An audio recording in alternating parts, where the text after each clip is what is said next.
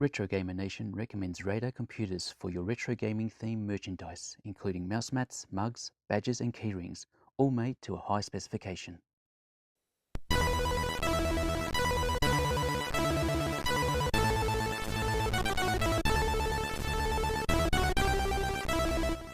Wolfling tells the tale of Ling, a young woman who transforms into a werewolf whenever she is illuminated by moonlight. Unfortunately for Ling, Baron Baronoff is fearful of werewolves and the unnatural powers they possess. So he has Ling captured and thrown into one of his dungeons, and it is up to you to take control of Ling and help her find a way out of her cell and the Baron's castle. The game starts off by showing Ling being thrown into the dungeon, and it is at this point that you take control of the character.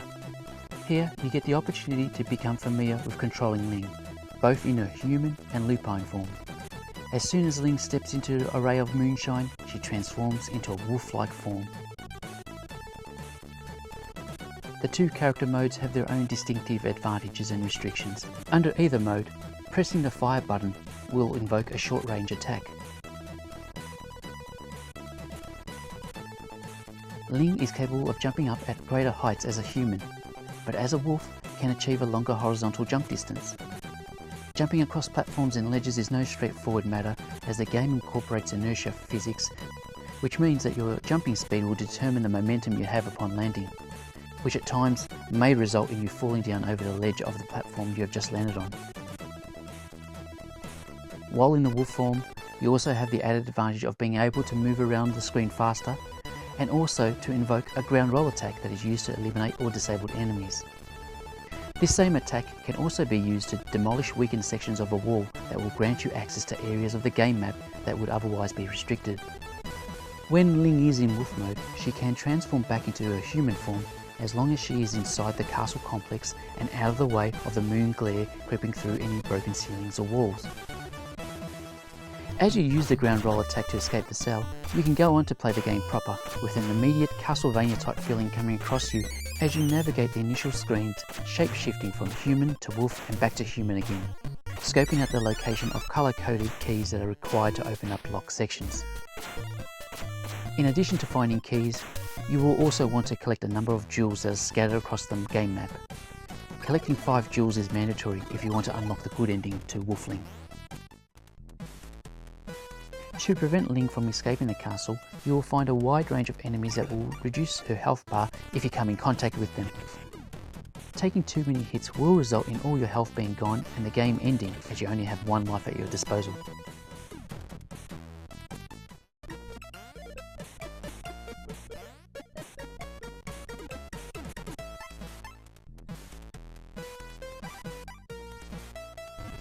Towards the later part of the game, you will come across a boss battle screen, which is not too difficult to get through. Defeating this enemy will lead you to being able to unlock the wolf double jump skill, which in turn effectively opens up the whole game world, and it becomes a whole lot easier to make your way across.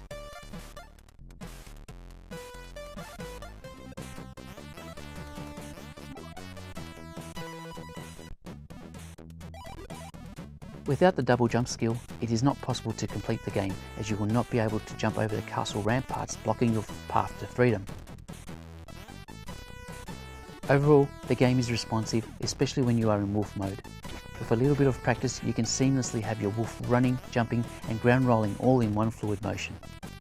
Initially, I thought the game was too reliant on pixel perfect jumps, but through persistence I found that the opposite was true, and that you actually have to use the game's lack of precision in order to make certain jumps.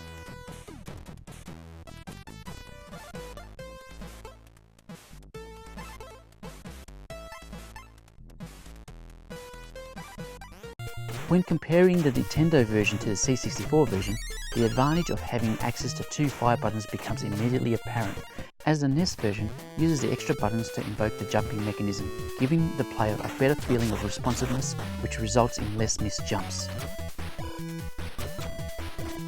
Graphically, the two versions are more on par, despite the difference in resolutions on offer. The NES graphics are slightly better defined and larger, while I felt that the C64 colour display was more dynamic and contained a little bit more texture to it.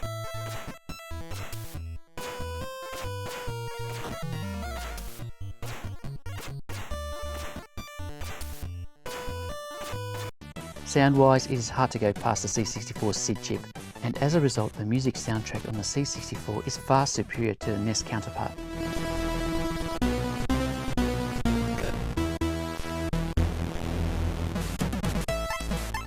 Whether you elect to play the C64 version or the NES version is neither here or there, as they both provide a similar gaming experience, and most likely will come down to your personal preference around control mechanism and the audio-visual style that you're most used to.